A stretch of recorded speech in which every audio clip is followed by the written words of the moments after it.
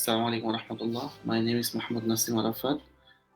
Today I will be talking about the American Civil War and the roads, consequences, and the event. So the Civil War actually in United States began in 1861, and the people of politicians of the northern and the southern states had been clashing over the issue that finally led to the war. And the election of Abraham Lincoln that will be focused in our presentation, and the then Confederate States of America, the four more states joined them, and in this civil war, 2.4 million people or the soldiers they were killed, and millions of people they got injured. So basically, first of all, I'll focus on the causes of civil war. So there are four things I'll discuss about this. The number one is economy. The economy was like main point due to the civil war, and the states' rights versus federal rights, the slavery, of course, and the election of Abraham Lincoln. So, first of all, the slavery in the economy and the society. I'll be talking about this. So, economy is a big point. Economy is a big issue for anything because people clash due to money, due to economy, due to uh, hasad that called like jealousy or so. Economy was the main factor in the civil war. So at that time, the Declaration of Independence in 1776, the enslavement of people not only remained legal in all 13 British colonies, but it also continued to play a big role in the society and also their economies. And the American Revolution, the institution of slavery in America had become firmly established as being uh, limited person of African ancestry. In this atmosphere, the seeds of supremacy were sown. Even the United States Constitution was ratified in 1789. Very few black people were allowed to vote or owning the property. So, however, a growing movement to abolish slavery had led many northern states to enact abolitionist laws and the abandon enslavement. And the southern states, on the other hand, longer growing season, they were uh, updating their economy by industrialization. So they were not dependent on agriculture, but the south part of America, they were dependent on agriculture. So they need slave because they paid very less to the slave. They get slave from Africa, and the slave they don't have any human rights. So they can make them work as much they can because they bought them, they buy them. But in northern states, what happened? They were more educated, and they were uh, concerned about the human rights of the people. So, so that's why like there was a clash. There was a cold war between southern states and the northern states. So what happened? The southern states' longer growing seasons of fertile soils had established an economy based on agriculture, fueled by sprawling plantation owned by white people that depended on enslaved people to perform a wide range of duties. So when Eli Whiting invented the cotton gin in 1793, the cotton became very profitable business. This machine was able to reduce that time it took to separate seeds from the cotton. So at the same time, the increase of the number of plantation willing to move from other crops to cotton created an even greater needs to enslave people. The southern economy became one one crop economy, depending on cotton and therefore on enslaved people. Like it was often supported throughout the social and economic classes, not every white southern enslaved people. The population of the pro-slavery states were around 9.6 million in 1850, and only about 350,000 were enslavers. This included many of the wealthiest family, a number of whom owned large plantation. At the start of the Civil War, at least 4 million enslaved people were forced to live and work on the southern plantation. And the north, uh, the immigrants, because the north was dependent on industry, so they were getting immigrant from Europe. So the immigrant they were contributing their economy and also in the society which people in different cultures and classes lived and worked together. The South, however, continued to hold on to a social order based on white supremacy, in both private and political life, not unlike that under the rule of racial apartheid and the post-trade in South Africa for decades. So in both North and the South, the difference influenced views on the power and the federal government to control the economies, the culture, and the states. So, second of all, I'll talk about states and the federal rights. Since the time of the American Revolution, two camps emerged when it came to the role of government.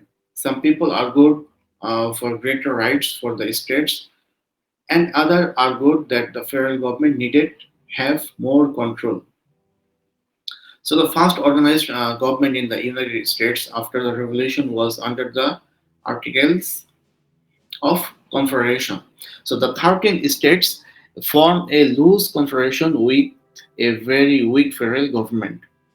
However, with problem arose, the weaknesses of the articles caused the leaders the sometime to come together, the constitutional convention, and create in secret in the U.S. Constitution. Strong proponents of the states' right, like Thomas Jefferson, like he was a hero during Revolution, and the Patrick Henry were not present in the meeting. So many felt that the new constitution ignored the rights of states to continue to act independently. They felt that the state should still have the right to decide if they were willing to accept certain federal acts. This resulted in the idea of nullification, whereby the states would have the right to rule federal acts unconstitutional. The federal government um, denied states the right.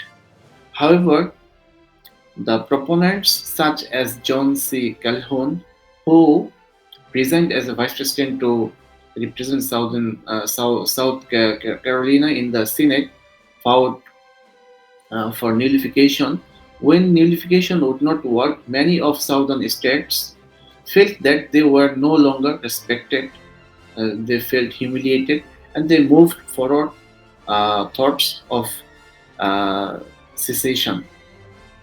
So it was the federal states and the states relation, the rights about.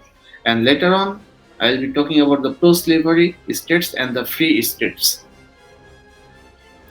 As America began to expand, first with the lands and gained of the Louisiana Purchase, and later with the Mexican War, and the question arose whether new states would be pro-slavery states or slave or free states, like without slavery. An attempt was made to ensure that equal numbers of free states and pro-slavery states were admitted the Union, but over this time proved difficult. So the Missouri Compromise passed 1820, This established a rule that prohibited enslavement in states from the former Louisiana Purchase north and latitude 36 degree 30 minute with the exception of Missouri. Dur- During the Mexican War, the debate began about what would happen with the new territories in the United States. Expected to gain upon victory, Devin Wilmot proposed the Wilmot Provision in 1846, which would ban enslavement in the new lands. This was shot down amid much debate. And the Compromise of 1850, created by Henry Clay and others to deal with the balance between pro slavery states and free states. It was designed to protect both northern and southern interests. When California was admitted as a free state, one of the provisions was to Fugitive Slave Act. This held individuals responsible for harboring freedom-seeking enslaved people, even if they were located in free states. So, problem came to head with the violent uh, clash at Lawrence, Kansas. This caused actually it became known as Bleeding Kansas. So the fight even erupted on floor of the Senate when anti-slavery proponent Saint Charles Sumner of Massachusetts was beaten on the head by the South Carolina son Preston Brooks, and the movement of abolitionist slavery. So increasingly, the Northern became more polarized against enslavement. Sympathizers began to grow for abolitionist and the against enslavement and enslavers. So they were thinking to make every state with free state, not with enslaved state. So many of the North came to view enslavement not just socially unjust, but morally wrong. So the abolitionists came with a variety viewpoint. People such as William Lloyd Garrison, Frederick Douglass wanted immediate freedom for all enslaved people. A group that included Theodore Weld and Arthur Tapan advocate for emancipating enslaved people slowly. Still others, including Abraham Lincoln, simply hoped to keep slavery from expanding. A number of events helped fuel the cause of abolition in 1850s. Harriet Beecher Stowe wrote Uncle Tom's Cabin, a popular novel that opened many years to the reality of enslavement. The Dred Scott case brought to the issue enslaved people's rights, freedom, and citizenship, and the Supreme Court. Additionally, some abolitionists took a less peaceful routine to fighting against slavery. So John Brown and his family fought on anti-slavery side of Bleeding Conscience. They were responsible for the Petroleum massacre, in which they killed five settlers who were pro-slavery. So they killed like five people. They were like pro-slavery. So yet Brown's best known fight would be his last when he group attacked Harper's Ferry in 1859, a crime for which he would hang. And the lastly, I will be focusing on the election of Abraham Lincoln because it's very important. It's very important event for the American Civil War. The politics of the day were like as stormy as anti-slavery campaign. All of the issues of the young nation were dividing the political parties and reshaping establishment two-party system of Whigs and Democrats. So the Democrat Party was divided between faction in the North and South. At the same time, the conflict surrounding Kansas and the compromise in 1850 transformed the Whig Party into the Republican Party. So the Republican Party was established in 1854. In the North, this new party was seen as both anti-slavery and for the advancement of the American economy. This included the support of industry and the encouraging homesteading while advancing educational opportunities. In the South, Republicans were seen a little more than divisive. The president election of 1860 would be the deciding point for the Union. Abraham Lincoln represented the new Republican Party, and Stephen Douglas, the Northern Democrat, was seen his biggest rival. The Southern Democrat put John C. on the ballot. John C. Ball represented the Constitutional Union Party, a group of conservative Whigs hopes avoid secession. The country's divisions were clear on election day. Lincoln won the North uh, side and South and the ball of the border states. Douglas won the Missouri and the portion of New Jersey. It was enough for Lincoln to win the popular vote as well as 180 electoral votes.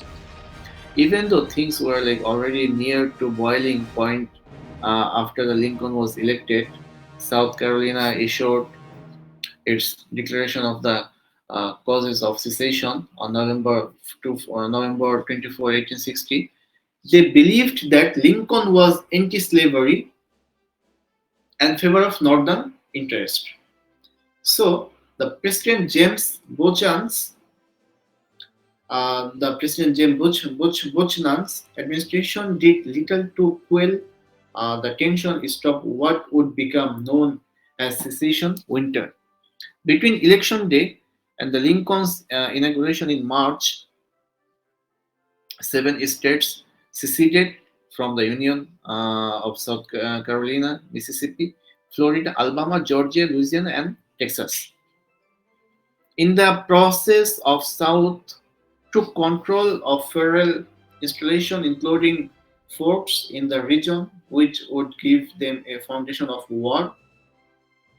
And one of the most shocking events occurred when the quarter of the nation's army surrendered in Texas under the command of General David F.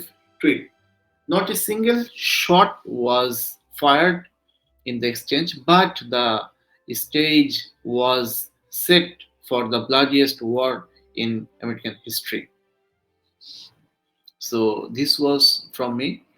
I'll pass the mic to uh, brother Hafidzan Hakimi. He will be describing the next event of the American Civil War. Thank you so much. Assalamu alaikum rahmatullah. Assalamualaikum warahmatullahi wabarakatuh. I will proceed with the events and characters of the American Civil War. So first of all is the Battle of Fort Sumter. It was the first battle ever fought in the Civil War. The Confederates had bombarded the federal property of Fort Sumter near Charleston, South Carolina, under the leadership of P.J.T. Beauregard. The federal troops surrendered a day later after being repeatedly bombarded by Confederate. Luckily, there were no casualties in this battle. So the first major battle is Battle of the First Bull Run. It was the first major battle of the American Civil War.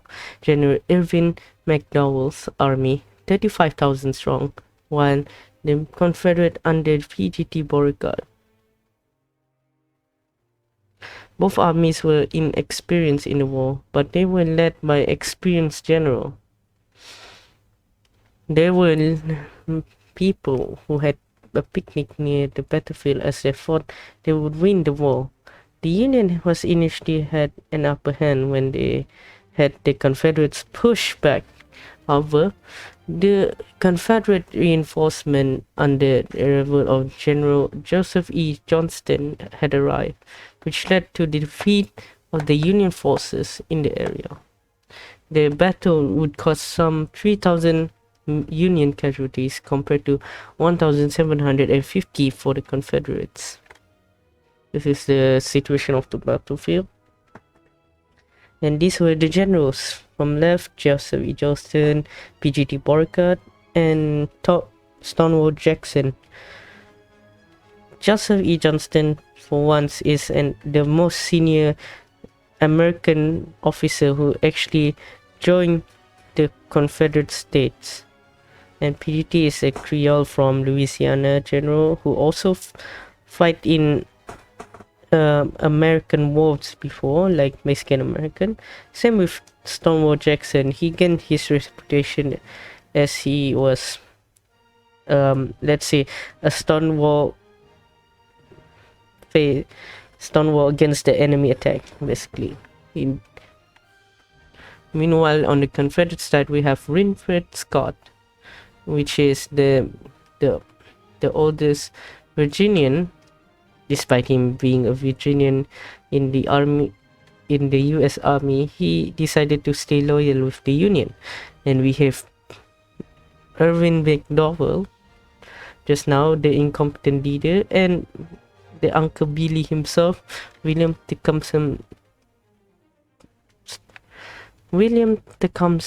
This is Scott's Great Snake, which is to blockade the entire southern United States, or Confederate States, as we could say.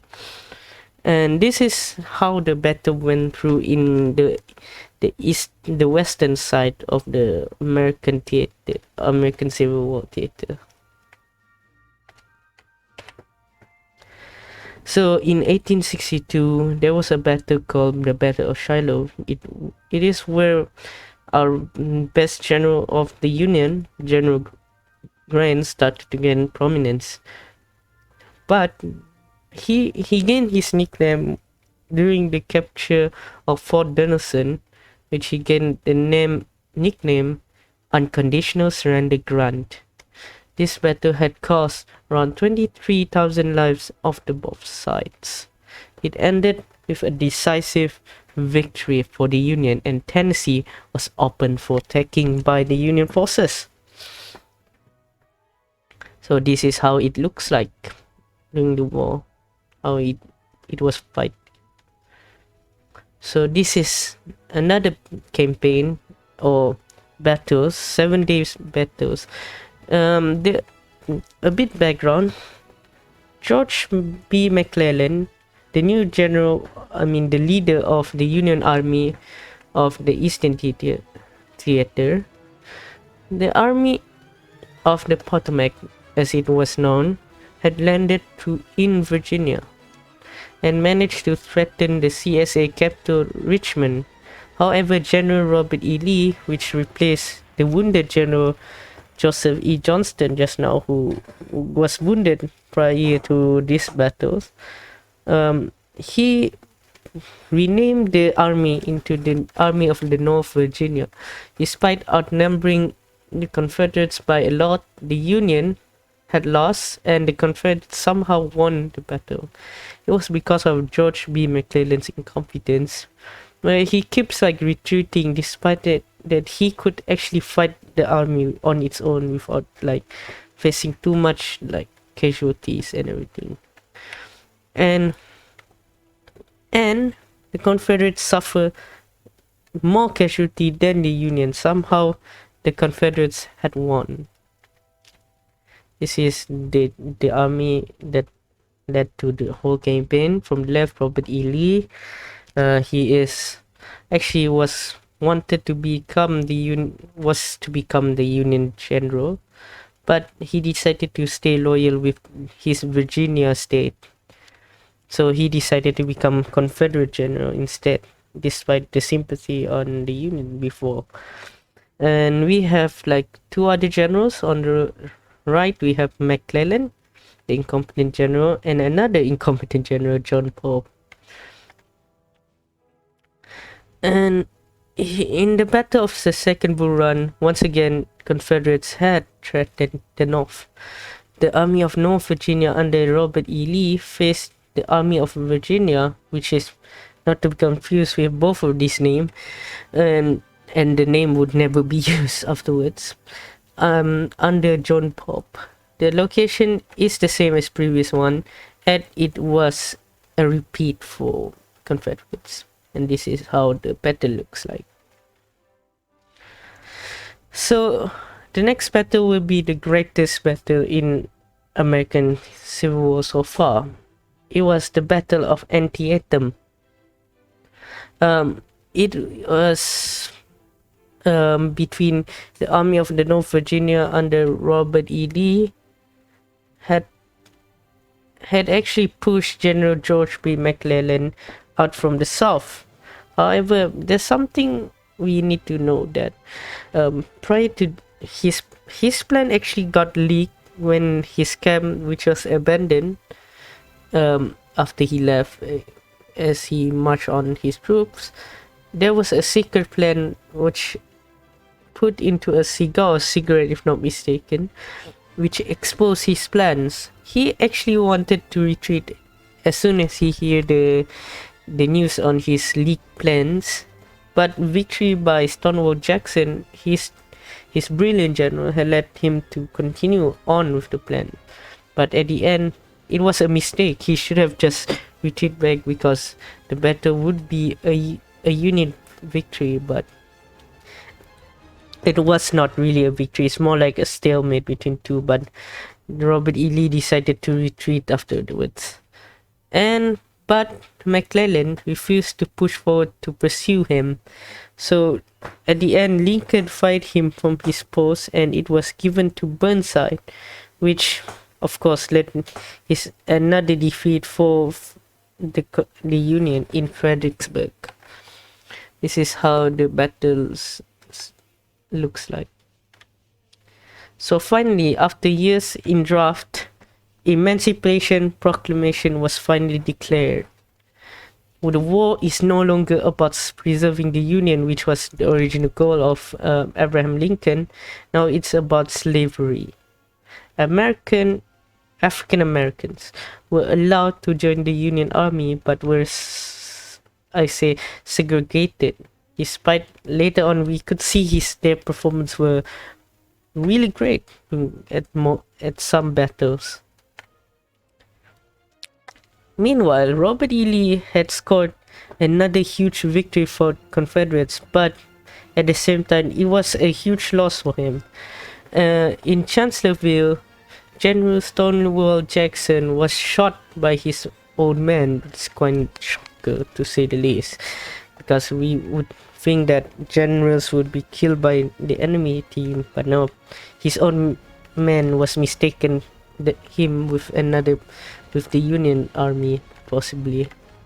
So at the same time, the Union General Joseph Hooker, who was replaced the previous general, was relieved from his position and given the command to General Meade, who will lead to later on Battle of Gettysburg. So in Vicksburg, Vicksburg was under siege for quite some time. Grant managed to capture the city, as the city could no longer sustain the sieges that happened for 47 days, and it was fell under Ulysses S. Grant, securing once more the middle point of the Mississippi River. Meanwhile, in the east, Robert E. Lee decided to push his luck into the Union territories again to threaten Washington, D.C. and reach the city of Gettysburg in Pennsylvania. The Union forces put up a hook formation in the hills that was surrounded in the battlefield. However, let's say that Robert E. Lee had made a lot of crucial mistakes. For instance, he once said to his general to capture a hill which is strategically important for them to win, but he said capture the point if it's like practical or something like that. So, and then it was not practical for the guy to capture the hill, so he decided to retreat back. And at the same time, Robert E. Lee decided to push forward a charge against this strong position of the center of the Union Army, which led him to lose his the the Pickett's charge, as it's known, had lost a lot of men that he should not have been lost during this battle, which is crucial for the victory of the Civil War. But at the end, this was the turning point of the war, and this is how it looks like. From this point on, the Union General Ulysses S. Grant had decided to be granted command on the east to fight the best general of the Confederacy. Who would win? I suppose is actually the Union. The grant his wish by leading the best of the army of the Union, and he saw a huge number of casualty actually during his first campaign in wilderness. Yet Grant did not want to retreat. He just continued and proceed forward, unlike his previous generals just now, who had command like McClellan and John Pope and everyone in between, had led the army of Potomac. He continues to push forwards towards Richmond. In the end, it was ended. The push towards it was ended with the siege of Petersburg. Meanwhile, in the West, we have William T. Sherman, or Uncle Billy, had sieged Atlanta for quite some time, but he managed to capture it. As soon as he entered the city, it was on fire. And with this, he had an idea on his mind, a strategy in fact, a quite modern one. He removed all the baggages and supplies of the army, and he proceeded marching to the sea, which actually caused a huge chaos throughout the thing, as the Union kept destroying, looting, and everything, which actually demoralized the Confederate citizen in their time. The damage was quite huge. It would estimate around billions if we use the current standard of dollars, and it is enough to destroy the morale of the Confederate, which, if his idea was, if he destroyed the morale of the bottom, he would actually crumble the entire domino to the ground. Throughout this time, there was actually sentiment of anti-war had risen in the North, and throughout this thing, the Democrats had nominated the ex-general George B. McClellan. It was almost certain that Lincoln would lose the election, however, by a miracle, because of the two battles that Grant had granted his wish, and also Uncle Billy in the West, he actually managed to secure his presidency. This has led to his victory, and he maintained the presidency of the United States. As the time went on, Robert E. Lee was pushed further and further outside from his homeland of Virginia, and he reached to the point of I could say it's almost destroyed. His army could no longer sustain any more damage from the war.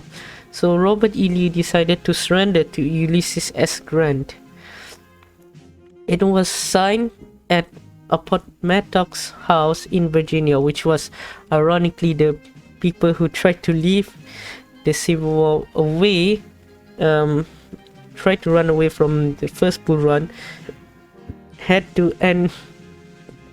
The war has ended in their home at the end, and it officially ended the Civil War, although some other Confederate general like Joseph E. Johnston would surrender a bit later. And yeah, and this is the picture of the surrender. Sadly, Abraham Lincoln wouldn't last like long with the sweet victory that he eaten. He was actually assassinated by a Confederate supervisor and actor, John Wilkes Booth, while watching a theater, a comedy in fact. He was replaced by his vice president, Andrew Johnson. His death had been a devastating blow for the nation, which had just come out from a civil war. So, what was the aftermath of the American Civil War? So, the South had to be rebuilt. Of course, the South was heavily damaged during this time, and the African Americans who were just freed, but at the same time does not have the same rights as the whites. In fact, they have poor life standards, almost to no education. Everything went badly for them, and they had to work with the ex-master even. KKK under ex-Confederate General Nathan Bedford Forrest had started campaign of terror on the African Americans. At the end, the South was, for a time, briefly ruled by the Republicans, and they remained ruled by Republicans until the end of the Reconstruction period, where Rutherford B. Hayes had signed a deal with the South, where he pulled out the troops out of the South and let them rule back the South, which started a lot of things. For instance, the African Americans were being segregated from the whites, and then they will be disenfranchised by the Democrats of the South. The blacks and whites would never were not equal. I mean, not were segregated until the year of 1960s, when the Civil Rights Act was signed. It also reinforced the American identity of the state identity. Last time, we could see like generals simply switch side because he felt obliged to his own state instead of the Union. This is not the case anymore after the Civil War. So in conclusion, the Civil War had profound impact in the American society until today. It explained reason why the South was conservative and still rural till today, and why people like still appreciate the general that had been under Confederate rule, supported Confederates until today, and have some pride with it. Today, Confederate states remain to become the main symbol for the neo-Nazi. Alright, thank you very much for watching, and have a nice day.